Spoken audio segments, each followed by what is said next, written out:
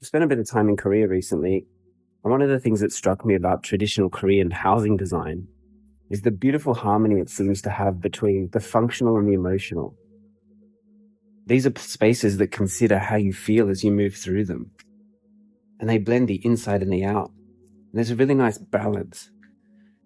And it got me thinking about the spaces that we tend to inhabit in our own lives, and how we don't seem to consider how they make us feel.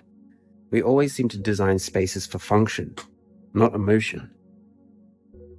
So that set me off to thinking, how can I change it? How can I redesign my life through my spaces? So I turned to my compass system, the system that I use to help redesign lives. And I began to see if that could be applied to spaces. And it led to me developing the space compass. And that's what I want to take you through now.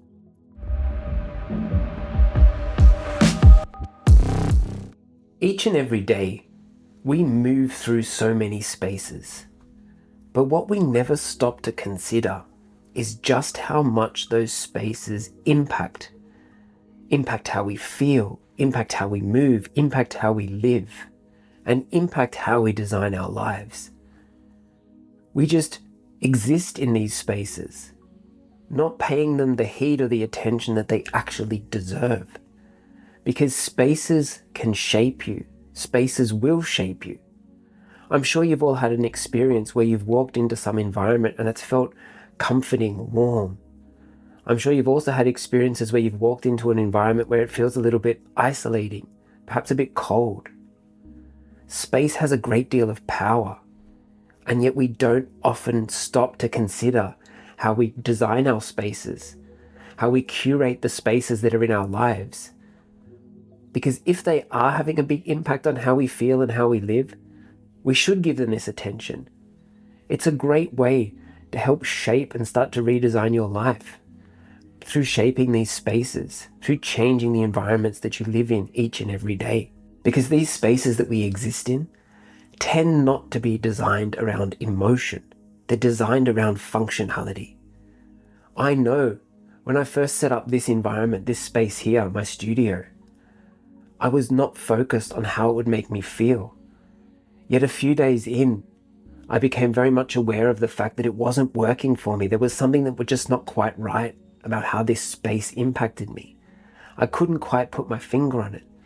So I took everything out and I went through the process of slowly and carefully putting things back in, but choosing them with intent, curating the experience and curating the art, the artifacts, the books, everything that's in here, making sure that there was a reason why I was putting it where it was, that there was a reason why I had it in this room at all and not just kept it in storage.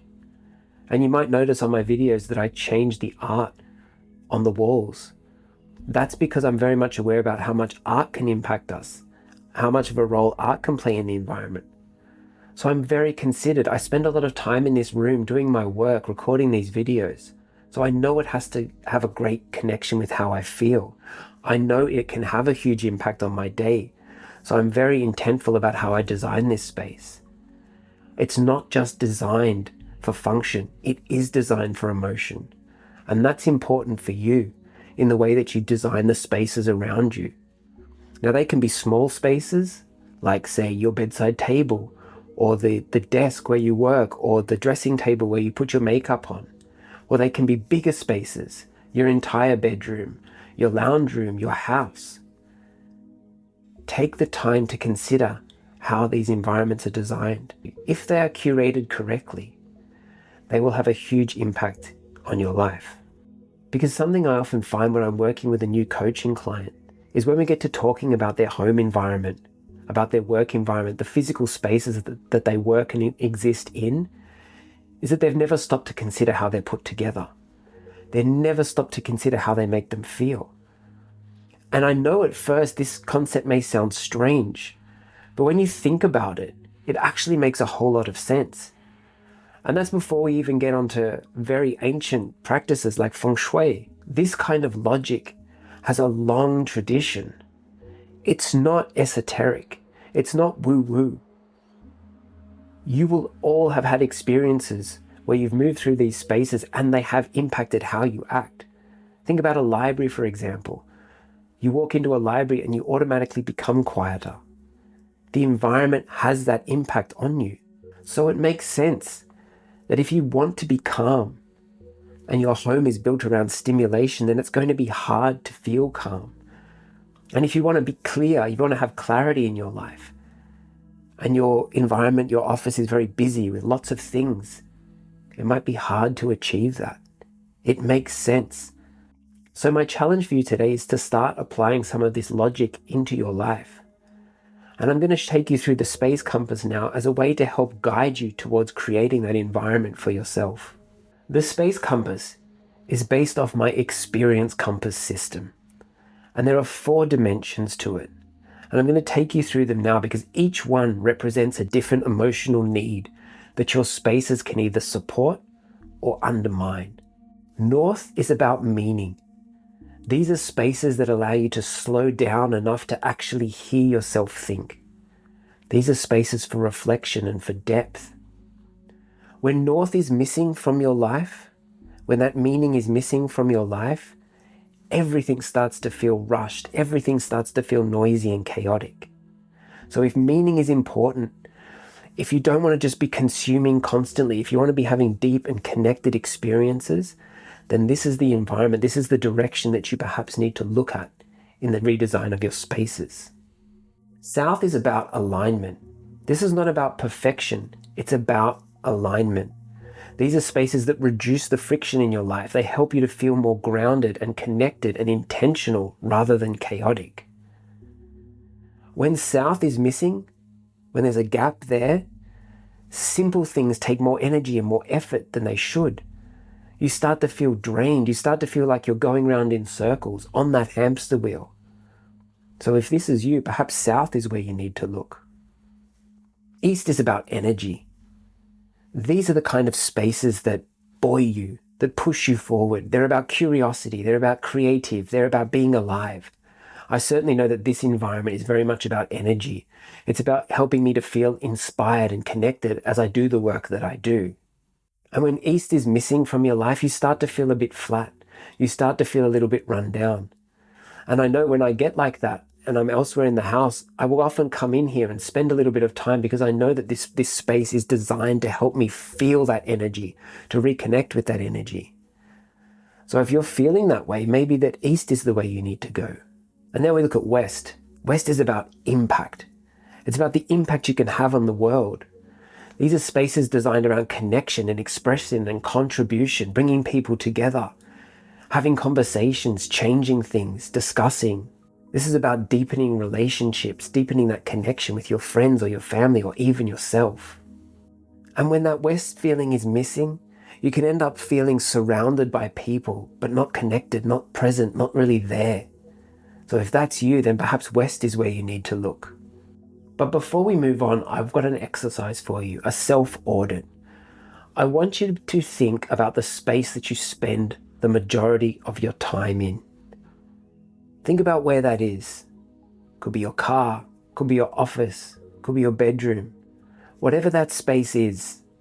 And ask yourself the question, what emotional state is that space repeatedly instilling in you? How does it really make you feel? Now, it's important here that you spend the time to consider this question. Don't just rush through it. Don't just discount it. Maybe take a couple of days. Be more reflective about how you feel in that environment. Because that's the key environment to start this redesign process through. That space where you spend the majority of your time. So think about where that is. And think about how that space makes you feel. Really sit in it and be honest with yourself about that feeling. It will help you to take the next step forward that you need to redesign that space, and then to take the next step forward in creating the life that you want to create. I'm going to take you through now each of those 4 quadrants again to help give you some practical and easy ideas about how you can redesign for each of those feelings, each of those emotions. So based on whatever you think that you need more of in your life, or you need to address more through the space that you spend most of your time in, I'm going to give you some practical tips about how you can do that. But the good news is that you don't have to make huge changes. I've said this before in other videos. Start by making small changes. Start by incrementally changing how that space looks, how it feels, how you move through it. Just by starting to make these small changes, you will see the impact that spaces can have on your life. And then hopefully you will take this through into the other spaces that you live in each and every day. So let's look at north. If you need more meaning, if this is what you feel drained about, you feel drained of meaning, create that space in your home without noise, without screens, without interruption. Take a corner, a chair, a space, a portion of that room that you spend your time in, and set it aside to spend time in, to give yourself permission to feel you're allowed to be still here in this space. So carve out a small moment, a small area of that room. You could bring in an object, perhaps an object to increase your mindfulness or to remind you of this fact in that room. You could set aside a chair. Perhaps it's a bookshelf. Perhaps it's some little nook in the corner. If you need more meaning, you need a space to be still. If you need more alignment in your life, then one of the easiest ways to do that is to reduce friction. So if you're feeling that that space is taking you away from that feeling of alignment, look for things in that environment that cause friction, that make it slightly more challenging for you in your day. Now, perhaps it's in your room and it's to do with when you're getting ready and you haven't stopped to consider the fact that your jewelry or your makeup or your watches or whatever it is are scattered everywhere. In the moment, in the morning, when you're getting ready, you may not pay too much heed to this, but that small moments of friction add up. Are things as organized as they need to be, or as organized as they could be? Can you better structure how you move through that space? Can you better arrange your things to make it easier to get at them, to easier to use them? Start to think about how you can better align that space so that it works for you and what you need to do in it. If you need more energy, think about introducing movement, color, explosion, something creative, novelty into the space. Because a blank space breeds blankness. It's important to remember that. That's why for me in this space, I do have a lot of art. I do have a lot of objects around me that give me that energy, that make me smile, that make me feel just that little bit extra up. And that's important. So think about that. If you need more energy in that space, if you're feeling a little bit flat, bring in something that makes you smile. Put up that artwork. Bring in that novelty toy from your childhood. Whatever it is that makes you feel a little bit more energetic, that gives you that feeling of movement, will have a big impact in that space. If you need more impact, then you need to set up the environment so that it becomes conducive to connection. Perhaps you need to look at the distractions that exist in that space.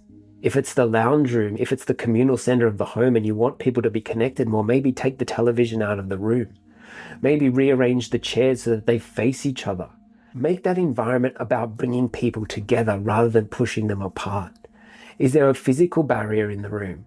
Is the way things are arranged that you separate people? Could you bring people together? Could you center the room around an object, a piece of furniture? Start to think about how you can bring people together rather than pulling them apart, and you will help to develop that meaning and connection again. I want you to remember that spaces aren't passive containers for your life. They're active participants in your life. So you need to think about how they're designed and put together in a way that works for you, in a way that helps you to get to where you want to be. I hope you found this video useful. If you have, please subscribe, follow along, and I'll be sure to share more videos about how you can redesign your life and create the life that you want to live. See you in the next video.